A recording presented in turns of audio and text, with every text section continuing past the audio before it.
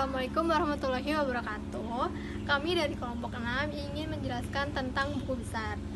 Perkenalkan, nama saya Rafika Glesina sebagai moderator.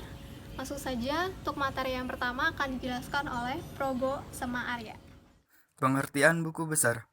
Buku besar adalah buku utama pencatatan transaksi keuangan yang mengkonsolidasikan masukan dari semua jurnal akuntansi dan merupakan penggolongan rekening sejenis. Buku besar merupakan dasar pembuatan laporan neraca dan laporan laba rugi. Buku besar dapat memberikan informasi saldo ataupun nilai transaksi untuk setiap kode perkiraan dalam satu periode akuntansi tertentu. Buku besar ada dua jenis, yaitu buku besar 4 kolom dan buku besar 2 kolom. Masing-masing punya cara yang berbeda. Buku besar terdiri dari buku besar konsumen untuk transaksi keuangan dengan seorang konsumen, biasa disebut buku besar penjualan. Yang kedua, buku besar pemasok untuk transaksi keuangan dengan seorang pemasok, biasa disebut buku besar pembelian.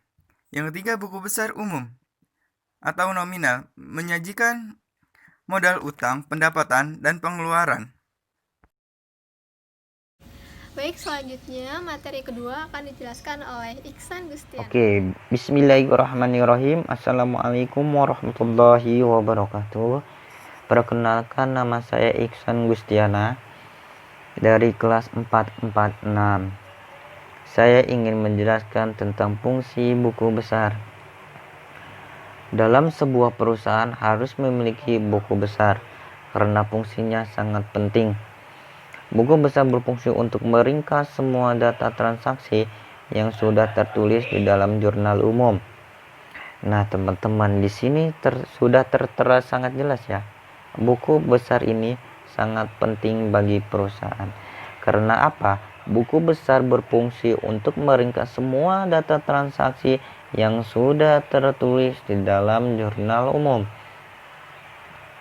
Nah, maka jika perusahaan tidak memiliki buku besar, kemungkinan perusahaan ini tidak ada ringkasan transaksi dalam perusahaan tersebut. Selain itu, digunakan sebagai alat untuk menggolongkan data keuangan dari yang jumlahnya besar sampai kecil. Semua data yang sudah ditulis di jurnal harus dicatat atau digolongkan lagi dalam buku besar untuk menyeimbangkan jumlah akun yang ada di kolom debit dan kredit, dan juga sebagai bahan informasi ketika menyusun laporan keuangan. Untuk apa?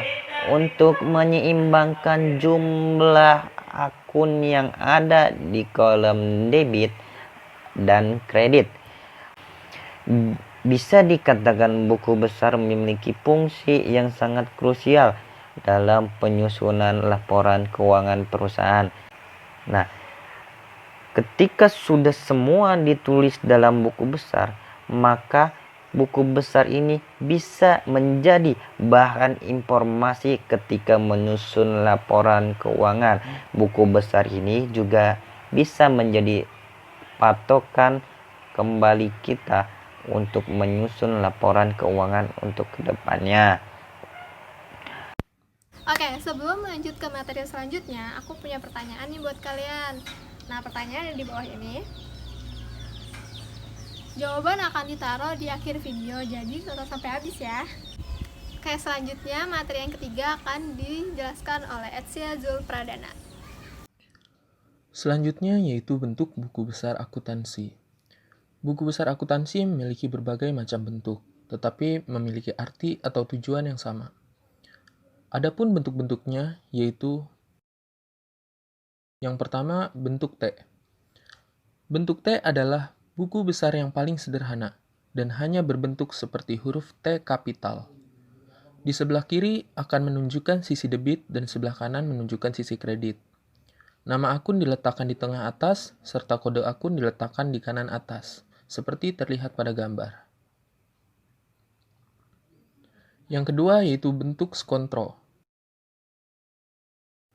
Bentuk skontro buku besar akuntansi merupakan buku besar yang biasa disebut bentuk 2 kolom. Skontro berarti sebelah menyebelah atau dibagi dua, yakni sebelah debit dan sebelah kredit. Seperti yang terlihat pada gambar, di kiri atas tabel diisi dengan nama akun, dan di kanan atas diisi kode akun. Lalu pada kolom pertama diisi tanggal kapan transaksi tersebut terjadi. Lalu di sebelahnya diisi keterangan tentang transaksi apa yang dilakukan. Lalu ada tabel referensi yang mana diisi tentang dari mana referensi tersebut didapat. Lalu masukkan transaksi tersebut ke debit atau ke kredit. Dan yang terakhir yaitu kolom saldo, di mana diisi tentang jumlah keseluruhan saldo transaksi, apakah masuk debit atau kredit. Oke, untuk materi terakhir akan dijelaskan oleh Fahmi Rahmat Nusri.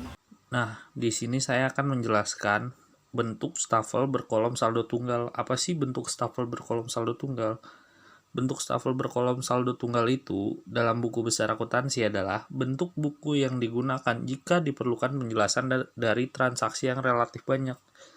Jadi, kalau ada banyak transaksi yang dilakukan dalam satu periode dan butuh penjelasannya, biasanya menggunakan bentuk stafel berkolom saldo tunggal. Nah, di sini kolom-kolomnya ada banyak ya. Pertama itu tanggal, keterangan, ref, debit, kredit, dan terakhir itu saldo. Terus untuk selanjutnya itu bentuk stafel berkolom saldo rangkap.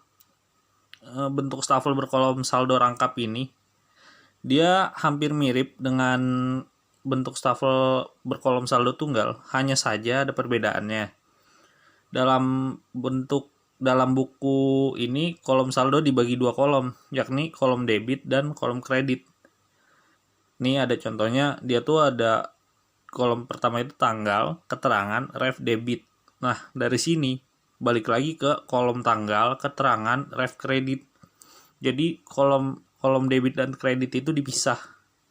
Itu perbedaan dari bentuk stafel berkolom saldo rangkap. Terima kasih. Nah, untuk jawaban untuk pertanyaan yang tadi ada di sini. Gimana teman-teman, benar nggak jawabnya? Sekian penjelasan dari kelompok kami, kurang lebihnya mohon maaf. Wassalamualaikum warahmatullahi wabarakatuh.